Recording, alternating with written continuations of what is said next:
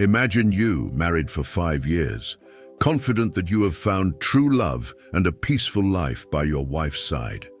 But on a sunny afternoon, as you return home early with a bouquet of flowers to surprise her, you open the door and are faced with a devastating scene. Your wife in the arms of another woman. And to add to the pain, this woman is your own sister.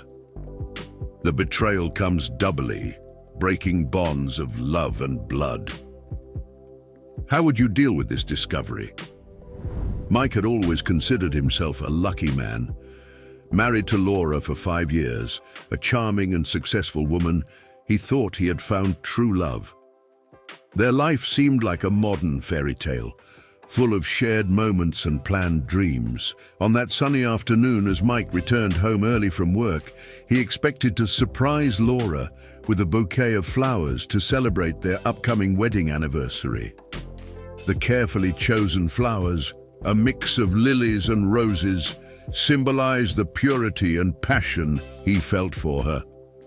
But upon opening the door to their elegant living room, it was he who received the greatest and most painful surprise. As he entered, the sounds coming from upstairs alarmed him. Holding the flowers, Mike climbed the stairs slowly, each step increasing his nervousness. His mind was tormented by possibilities, but nothing could prepare him for what he was about to find. The bedroom door was ajar, casting a beam of light into the dark hallway, as if inviting Mike to discover the indescribable. And through the crack, he saw something that instantly broke his heart.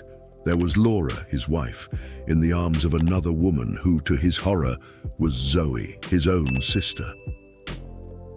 Their laughter and whispers echoed painfully in Mike's ears, each sound a hammer pounding his wounded soul. Paralyzed by the scene before his eyes, Mike could not contain himself and let the bouquet drop to the floor, drawing Laura and Zoe's attention. The flowers scattered across the carpet, their petals reflecting the chaos of the moment. They both turned quickly, surprised and embarrassed. Laura, pale as paper, began to mumble apologies, her hands trembling as she tried to cover herself with a sheet. Zoe just looked at the floor, unable to find words or meet her brother's gaze. Mike, his voice choked with betrayal and anger, demanded explanations, each word laden with pain and disbelief.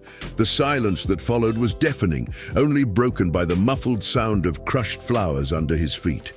The conversation that ensued was intense and painful. Laura and Zoe tried to explain that this had only started a few weeks ago and that they had no intention of hurting Mike. Their words, though full of remorse, sounded empty and insufficient in the face of the magnitude of betrayal. Mike, feeling each justification like a new dagger wounding him, listened as tears welled in his eyes. The air was charged with emotion, and the sense of betrayal grew deeper with every word exchanged. Laura held Zoe's hands, seeking support, as they tried together to reconstruct some sense in the ruins of that relationship. Mike, in turn, felt a mixture of anger, sadness, and confusion, questioning every moment of happiness they had shared until then. After hours of discussion and tears, Mike decided he needed time and space to think. He packed a small bag and left the house, leaving Laura and Zoe behind, immersed in their own emotional turmoil. Mike drove aimlessly, trying to assimilate the impact of what he had discovered. The road seemed to reflect his inner journey, long and uncertain. With every mile traveled, he revisited the moments of his life, trying to understand where things started to unravel. The sound of the engine was a constant companion in this solitary search for answers, as the surrounding landscape changed, just like the tumultuous feelings in his heart. Unaware that the future held even more shocking twists for his story, Mike continued his quest for clarity. As Mike drove through the empty city streets, his mind swarmed with conflicting thoughts. He wondered how two of the people he loved most could have betrayed him so deeply. The betrayal wasn't just marital. It was also a fraternal betrayal, shattering any trust he had in his family. Amidst the emotional turmoil, Mike found himself stopping in front of an old bar on the outskirts of town, a place he used to visit to think. The bar, with its weathered facade and dim lights, seemed a reflection of Mike's state of mind, a little forgotten and melancholic. There, he hoped to find some solace, or at least a temporary refuge from the storms raging in his heart. Inside the dimly lit bar, Mike sat at the corner table ordering a stiff drink. As he observed the few lost souls around him, he felt a strange connection with them. They all seemed to carry their own burdens of disillusionment. The worn walls of the place were covered in old photographs and faded band posters that had long stopped playing. The dim light from the lamp above his table cast long shadows, creating an introspective atmosphere.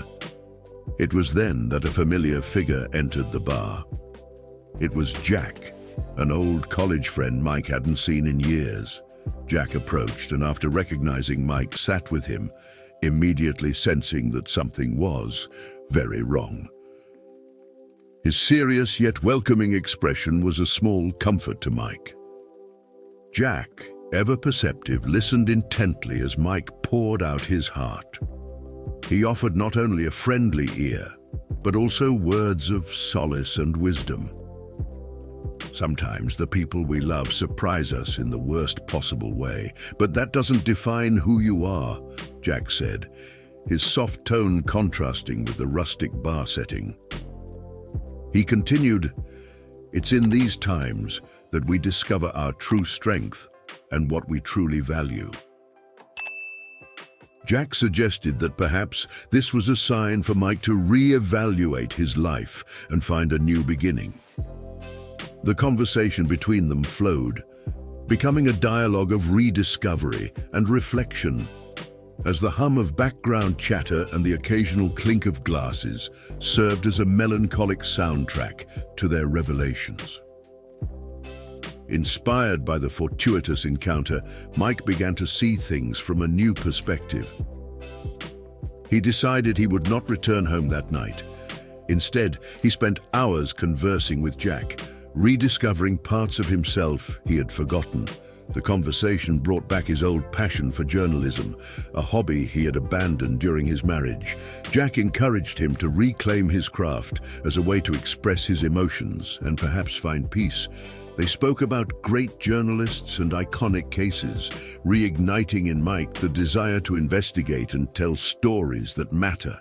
The night wore on, but time seemed suspended inside that bar, each shared story a light illuminating Mike's path to recovery. At dawn, after bidding Jack farewell, Mike felt reinvigorated by a new determination. He realized he no longer wanted to return to his old routine, where his true self had been neglected. Inspired by the impact Jack's words had on him, he decided to pursue an old passion he had set aside: journalism.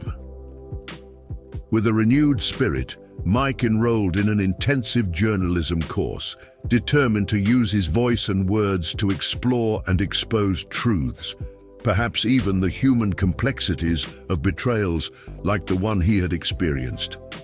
This new path promised not only a new career, but a way to rebuild his identity and make a difference in the world. On that new path as a journalist, Mike discovered not just a career, but a form of healing. He immersed himself in stories that demanded courage and integrity, covering topics from personal betrayals to social injustices, each article a piece of the mosaic of his personal reconstruction. Delving deep into each investigation, Mike felt he was not only informing the public, but also processing his own wounds. Eventually, the exposure of truths became his professional signature, earning him respect and a new support network. The shocking unfolding of his personal life had been transformed into a force for good, demonstrating his resilience and ability to turn pain into something greater.